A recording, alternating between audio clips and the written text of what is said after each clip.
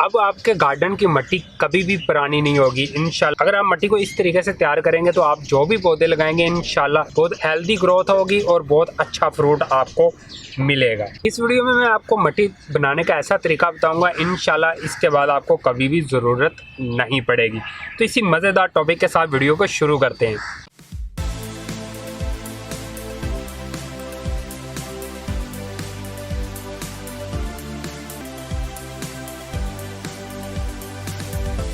अगर आप चैनल पर पहली दफ़ा विजिट कर रहे हैं तो चैनल को ज़रूर सब्सक्राइब कीजिएगा। मेरे 76% लोग मेरे दोस्त ऐसे हैं जो वीडियो तो प्रॉपर तरीके से वॉच कर रहे होते हैं लेकिन चैनल को सब्सक्राइब नहीं कर रहे होते। तो उन सब दोस्तों से मेरी रिक्वेस्ट है कि चैनल को ज़रूर सब्सक्राइब कीजिएगा। सबसे पहले हम देख लेते हैं कि जब भी हम एक सीज़न के पौधे लगा लेते हैं तो मिट्टी हमारी पुरानी हो जाती है। पुरानी होने का नुकसान ये होता है कि फिर दोबारा से पौधे सही से जर्मिनेट नहीं होते। पौधे लगा हम देते हैं और पौधे उस उधर ही बेचारे हल्की हल्की ग्रोथ पकड़ रहे होते हैं और बड़े भी नहीं हो रहे होते।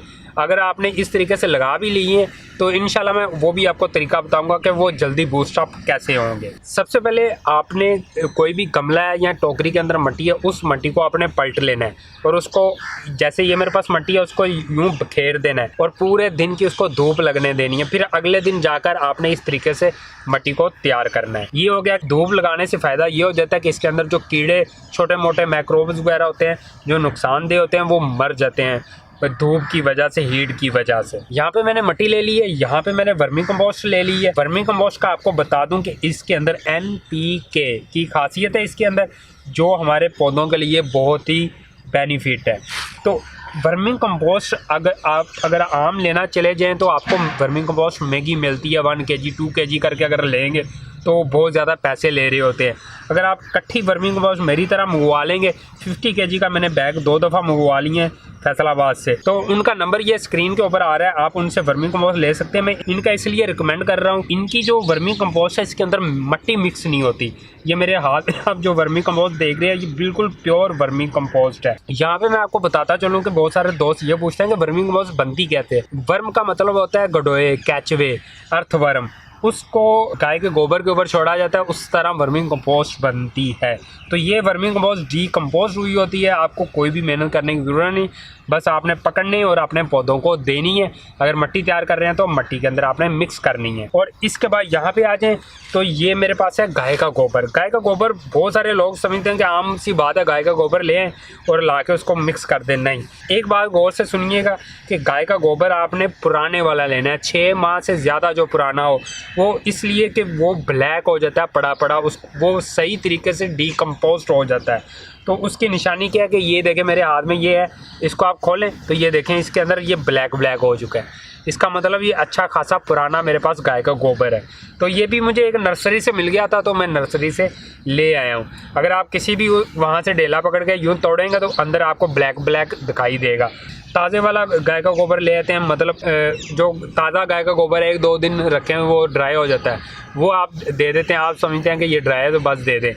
उसको देने से कीड़े बहुत ज़्यादा जड़ों के अंदर लग जाते हैं और पौधे मुरझाए से रहते हैं। जैसे भी आप पानी दें तो पौधे बेचारे जर्मिनेट नहीं हो पा रहे होते, बड़े नहीं होते, तो इस वजह से कि उसकी जड़ की बीमारी लग जाती है। उसको हल्के छोटे छोटे वाइट कलर के कीड़े होते हैं बहुत बारीक से, वो लग जाते हैं जिसकी वजह से पौधा मुरझाए से रहते हैं। उसके लिए आपको गाय का गोबर पुराने वाला इस्तेमाल करना है। अगर आपके पास पुराने वाला नहीं मिलता और आप इस्तेमाल भी करना चाह रहे हैं तो फिर आपने गाय के गोबर को डीकम्पोस्ट करना है। डीकम्पोस्ट करने का तरीका जल्दी से बता दूं कि आपने एक ढेरी लगा देनी है और ढेरी के ऊपर आपने पानी का अच्छा खासा छट्टा लगा देना है। ये यकीन कर लें कि यहाँ नीचे तक पानी का है वो नमी पहुँच चुकी है। फिर आपने 2 दिन के लिए उसको पड़े रहने देना है। फिर तीसरे दिन आपने उसको पलटना है पूरी डेयरी को, फिर उसकी डेयरी लगा के फिर छटा लगा देना है। ये अमल आपने 10 से 11 बार इस अमल को दोहराना है तो इंशाल्लाह ये जो डीकम्पोस्ट आपका हो जाएगा। लेकिन ये वैसा कभी भी नहीं होगा कि आपको बिल्कुल ब्लैक दिखाई देना शुरू हो जाए, वैसा नहीं होगा। वैसा होने के लिए इसको टाइम लगता है, ज़्यादा टाइम लगता है। यहाँ पे आ जाए राख का मैं बता दूं बहुत ज़्यादा फ़ायदा है हमारे पौधों के लिए। राख का और चारकोल का, जो राख होती है इसका कदरे कम फ़ायदा होता है चारकोल की निस्बत। वो क्यों?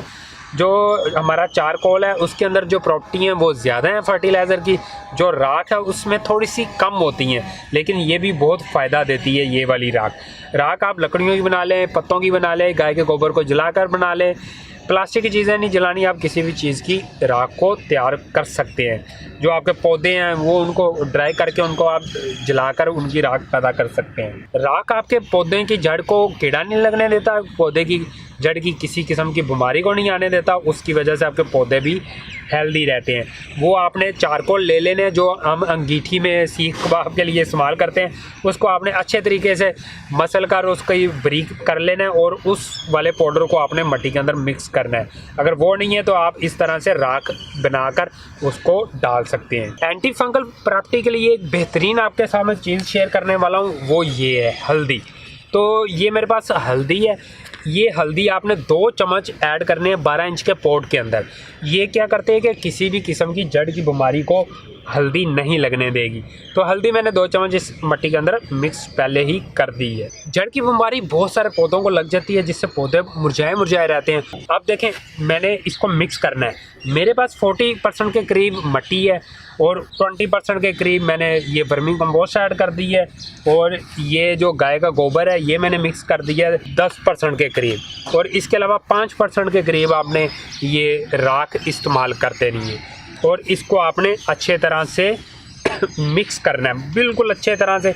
और जो गाय के गोबर के ये बड़े बड़े डेले से इनको आप तोड़ लें, अगर ज़्यादा सख्त हैं तो उनको पानी के अंदर भिगो दें। आप इसको अच्छी तरह से मिक्स करेंगे। और यहाँ पे अब बात आती है कि जिन दोस्तों ने ऑलरेडी पौधे लगा लिए हैं अपने घर के अंदर, वो क्या करेंगे, वो ये करेंगे कि गाय का गोबर पुराने वाला अगर आपको मिल जाता है, नहीं तो आप खुद उसको डिकम्पोस्ट कर लें, और उसके बाद उस गाय के गोबर को आपने 24 घंटों के लिए भिगो के रखना है।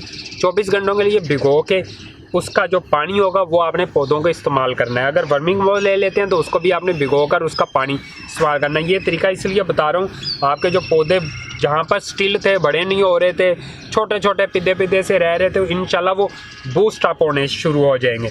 उसके लिए एक और मक्खन मलाई वाला तरीका आपको मैं बता देता हूँ, वो ये है कि जो गाय का गोबर है इसको आपने पानी के अंदर डाल देना है। मतलब 2 किलो आपने गाय का गोबर पानी के अंदर डाल दिया, उसके अंदर आपने 10 लीटर पानी डाल दिया, और उसके अंदर आपने 1 पाव के करीब गुड़ डाल देना है, और उसके अंदर आधा पाव से भी कम आपने बेसन डाल देना है, और उसको अच्छी तरह हिलाना है। हिलाकर आपने उसको एक शेड वाले एरिए में रख देना है। गर्मियों में शेड वाले एरिए में आपने रख के आपने हर रोज़ उसको 1 से 2 दफ़ा हिला देना है, और 7 दिन तक आपने उसको ऐसे रहने देना है। और 8वें दिन वो आपका बेहतरीन किस्म का फर्टिलाइज़र जिस पौधे को भी देंगे उस पौधे को 4 चांद लग जाएंगे। जल्दी से मैंने ये आपको तरीका बता दी है। और उसको आपने कब कब इस्तेमाल करना है, अगर आप एक दफ़ा वो तैयार कर लेते हैं तो आपको वो फिर इस्तेमाल करना पड़ेगा सारे का सारा, वो इस वजह से क्योंकि वो पड़े उसके अंदर फिर स्मेल पैदा होनी शुरू हो जाती है।